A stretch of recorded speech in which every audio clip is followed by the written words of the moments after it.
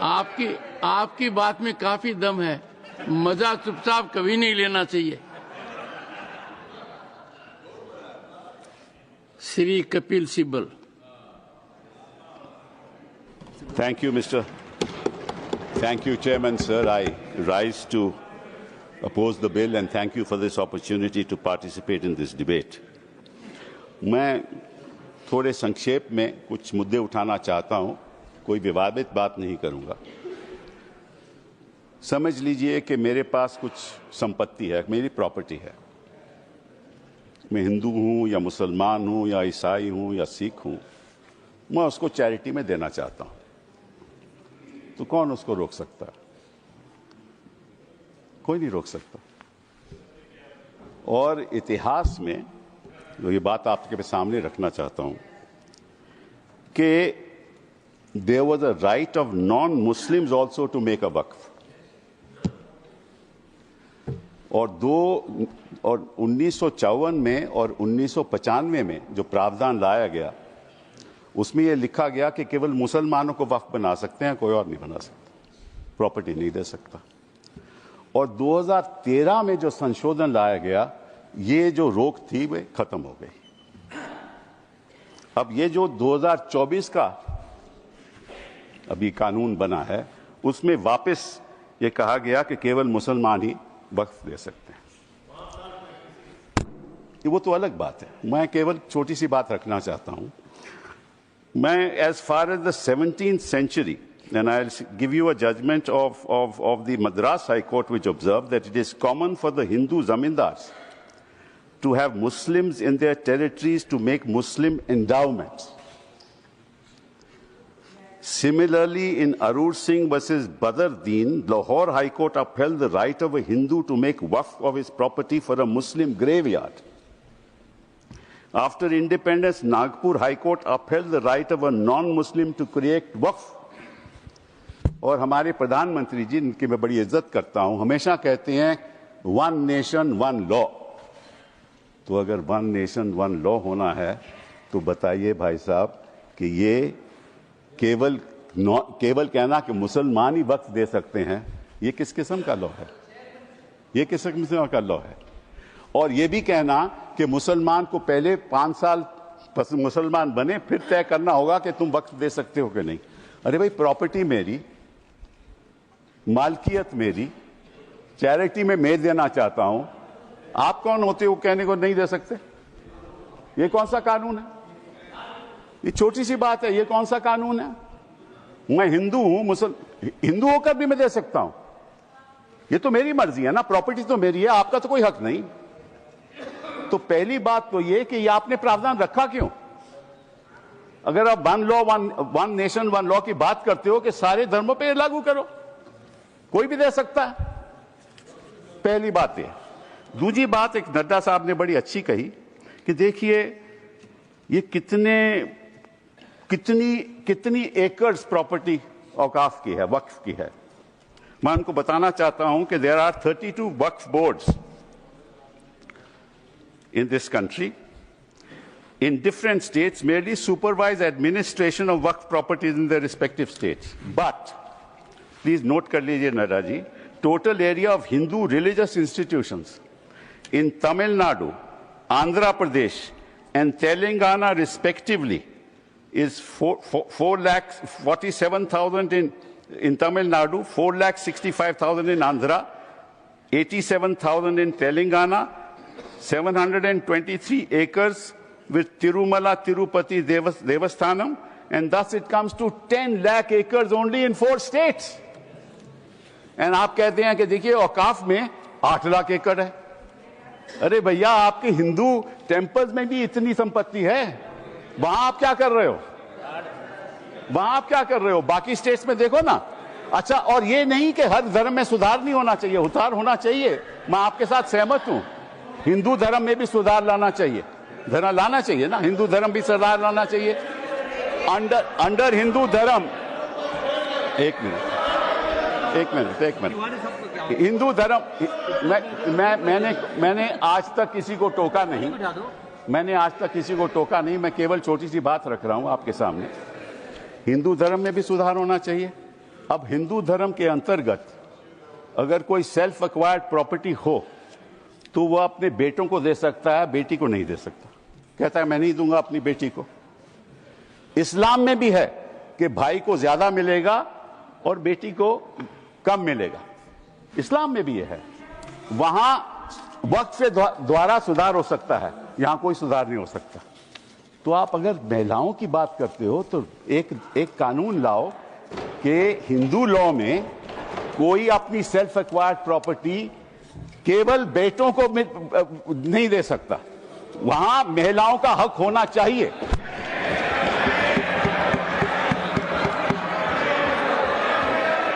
और आप हमें ये आश्वासन दो, you make a commitment in this house that you will bring a law which will protect the right of daughters when they want to give away their self-acquired property. दूसरी बात ये मैं आपके सामने रखना चाहता था। तीसरी बात मैं आपने सामने रखना चाहता हूं। आपने कहा, और ये बात आपको वैसे जाननी चाहिए, शायद मालूम नहीं आपको बताया या नहीं, लेकिन ये जो बोर्ड है ये एक स्टैट्यूटरी बोर्ड है, पहले भी था। इसमें कोई नॉमिनेट नहीं होता था। मैं आपको बताता हूं क्या वो स्टैट्यूटरी बोर्ड था। Most nominees were of the government, पहले भी। MPs are there, judges of Supreme Court, High Court, civil servants were there. And the chief executive officer of the board is a civil servant. Government can give directives to the board and even supersede it. Tribunal members are nominated by the government. ये तो पहली स्थिति थी। तो अगर सरकारी यहां नियुक्ति थी तो गलत कौन काम कर रहा था? आपने उसको क्यों सुपरसीड किया? सब नॉमिनी क्यों आपने रखवा लिए? अरे भैया पहले भी तो स्टैट्यूटरी बोर्ड था, तो आपने प्रावधान क्यों लाया? ये अगर कोई गलती हो रही थी तो मुतवल्ली से हो रही थी। होता क्या था कि मुतवल्ली इसी वक्फ में अब डील कर लेता था और उसकी वजह से ये मिसमैनेजमेंट होती थी। आपको उसको ठीक करना चाहिए था। हम भी आपके साथ हैं। पहली बार मुझे याद है, आई थिंक इट वाज 1954, कि तमिलनाडु के ब्राह्मण ने एक कहा कि हमारे यहाँ मंदिरों में बड़ी गड़बड़ हो रही है, और उसकी वजह से 1954 एक्ट बना। तो गड़बड़ तो सब जगह होगी, आपकी सरकार में भी बड़ी गड़बड़ हो रही है, वो भी हो रही है, वो ठीक है, वो तो गड़बड़ तो होती है, गड़बड़ तो होती है। तो अब आपने क्या किया? अब बड़ी इंटरेस्टिंग बात है, आपने क्या किया? आपने कहा कि भैया अगर कोई, सर देखिए आपने सबको 15-15, 20-20 मिनट दिए, मुझे 10 मिनट दे दीजिए, ज्यादा नहीं मांगता मैं, थोड़ा सा। सर कपिल जी, हम मुद्दे की बात कर रहे हैं, हम कोई पॉलिटिक्स की बात नहीं कर रहे। नड्डा जी ने कहा कि यहां कोई पॉलिटिक्स की बात नहीं हो रही, क्योंकि देश के भविष्य का सवाल है। Sir therefore the other thing I want to say कि पहले क्या होता था कि ये जो वक्फ प्रॉपर्टी पे इंक्रोचमेंट होती थी, अनऑथराइज्ड इंक्रोचमेंट होती थी, लोगों की अनऑथराइज्ड इंक्रोचमेंट, और सरकार भी इस पे कब्जा कर लेती थी। इसलिए जो लिमिटेशन प्रोविजन लाया गया उसमें यह रखा गया कि जो 12 साल का लिमिटेशन ऑर्डिनरी लॉ में है वो नहीं है। किसी ने गलत तरीके से वक्फ प्रॉपर्टी का कब्जा कर लिया तो अगर लिमिटेशन की बात आएगी तो 12 साल के बाद वो उसको चैलेंज नहीं कर सकता। आपने वो वापस लिमिटेशन ले आए, मतलब कि उनका अनऑथराइज्ड कब्जा कायम रहेगा। तो ये तो आप इंक्रोचमेंट्स का साथ दे रहे हो, इंक्रोचर्स का साथ दे रहे हो। मतलब कि जो वक्फ प्रॉपर्टी में गलत कब्जा हुआ है वो कब्जा वैसे ही रहेगा, क्योंकि 12 साल बीत जाएंगे। ये किस किस्म का प्रावधान आप लाए हो? आप प्रोटेक्ट कर रहे हो वक्फ प्रॉपर्टी को कि इंक्रोचमेंट्स को प्रोटेक्ट कर रहे हो? फिर साथ साथ में आपने ये कह दिया कि district magistrate has the full power to decide as to whether it is work property or not. This is what you have said. Now, what inquiry will the district magistrate have in that case? He will decide on his own, and his decision is final. You were talking about Article 21 of the Constitution and said कि ये जो वक्फ जो council है इनका decision कैसे final हो सकता है, वक्फ बोर्ड का डिसीजन कैसे फाइनल हो सकता है, ये तो चैलेंज ही नहीं हो सकता in a civil court. Which decision of the district magistrate will you challenge in a civil court? You have said in this law that the decision of the district magistrate is final. And when he decides that this property is not waqf property, that cannot be challenged till he gives a final decision. So you can't deal with that property. You give finality to it. और वो जो आपने रखी है बात कि ये जो इंडाउमेंट्स हैं, ये जो वक्फ है, इसकी जो ट्राइब्यूनल की डिसीजन है ये फाइनल रहता है। ये आपने कहा ना। नो, अगर वो वक्फ ट्राइब्यूनल का डिसीजन फाइनल रहता है तो सिविल कोर्ट को तो कोई हक नहीं उसको चैलेंज करने के लिए। यही बात हिंदू इंडाउमेंट्स एक्ट में है। हिंदू इंडाउमेंट्स एक्ट में जो उनका मैनेजमेंट है उसका डिसीजन फाइनल है। थैंक यू कपिल तो जी। अगर हिंदू इंडाउमेंट्स का डिसीजन फाइनल है वो तो आपको कोई आपत्ति नहीं, यहां ट्राइब्यूनल का डिसीजन फाइनल है तो आपको आपत्ति है। Thank you Kapil ji. ये है sir, thank you sir. Sir last one Shri 1 second sir, last 10 minutes sir, last sir, okay last sir, the only, देखिए ऐसा है 2014 के बाद आपके पास टाइम बचा ही नहीं है संजय जी।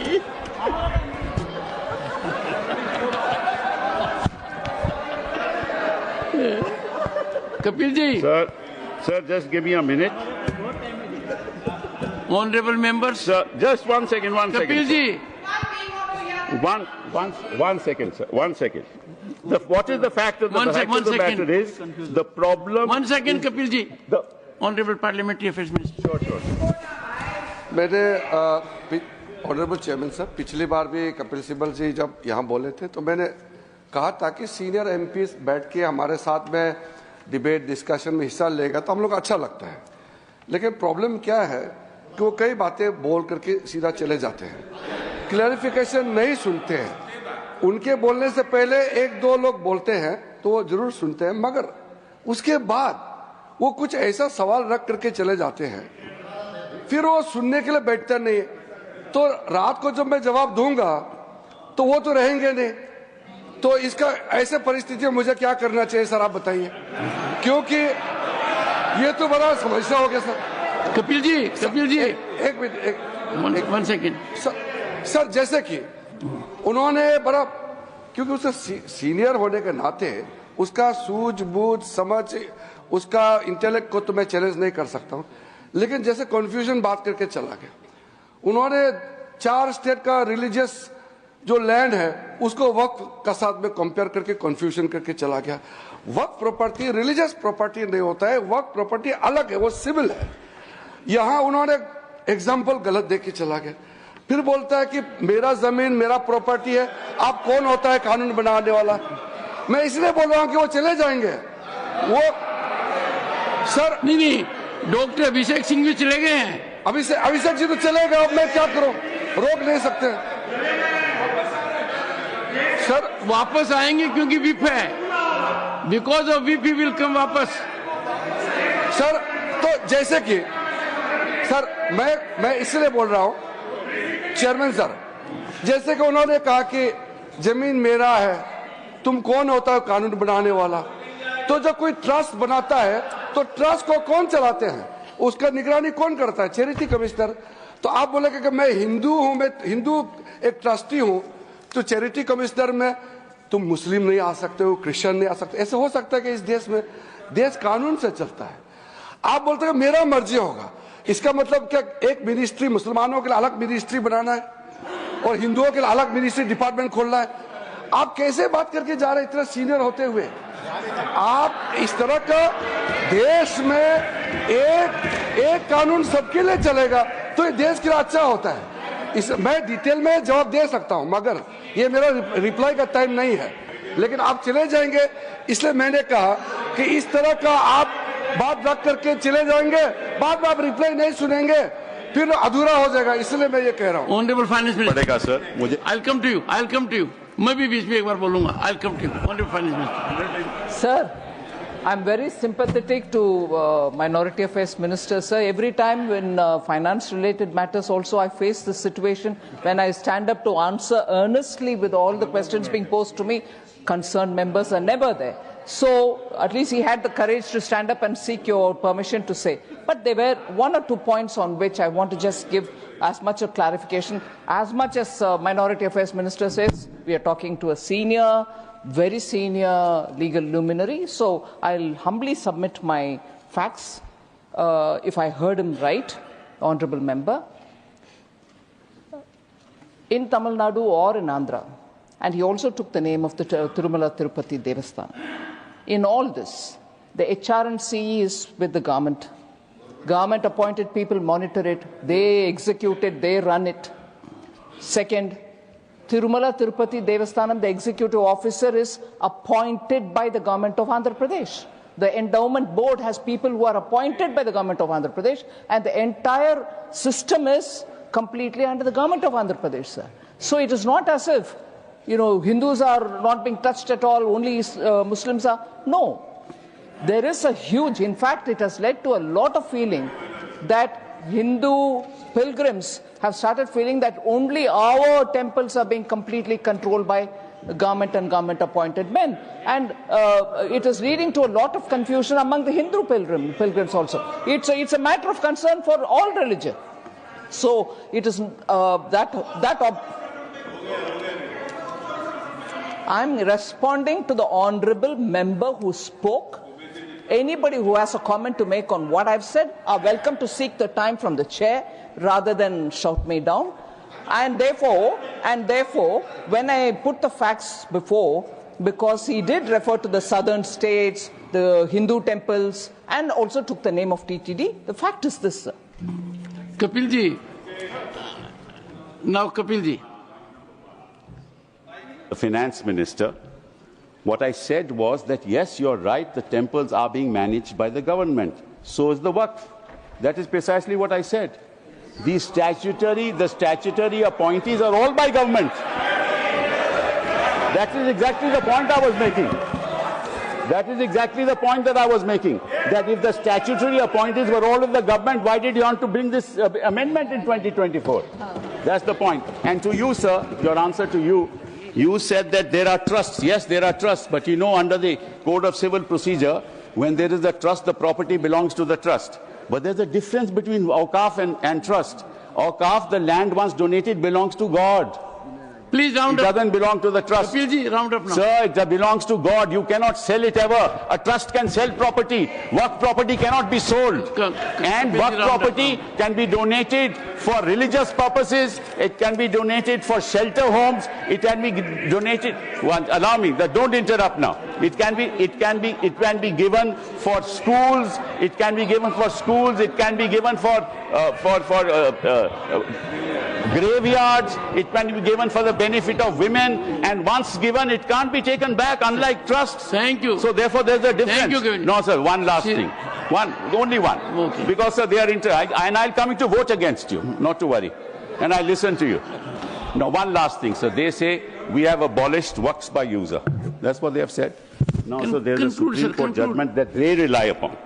That is the Babri Masjid judgment. Please note, the Honourable Minority Affairs Minister should note, paragraph 1134 of the Babri Masjid judgment, which says Waqf by user is an accepted mode of creating a Waqf. Thank you, sir. Thank you. Please honour the judgment that you extol the virtues of to the rest of the country. Honour that judgment. And it says Waqf by user is a matter of evidence.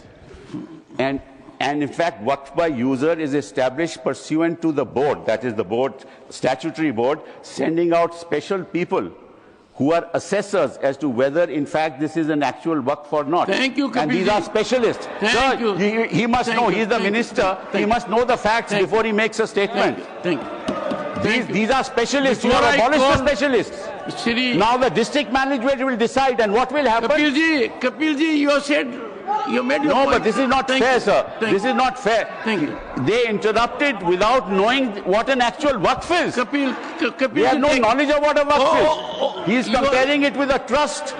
Waqf is not a trust at all. Sir, just 1 second. Last. No. 1 minute. Kapilji. Only 1 minute, sir. Only, not more than 1 minute. No, Kapilji. Sir, 1 minute. Kapilji. 1 minute. 1 minute. Kapilji, you have diverted yourself. No, you diverted. Mike.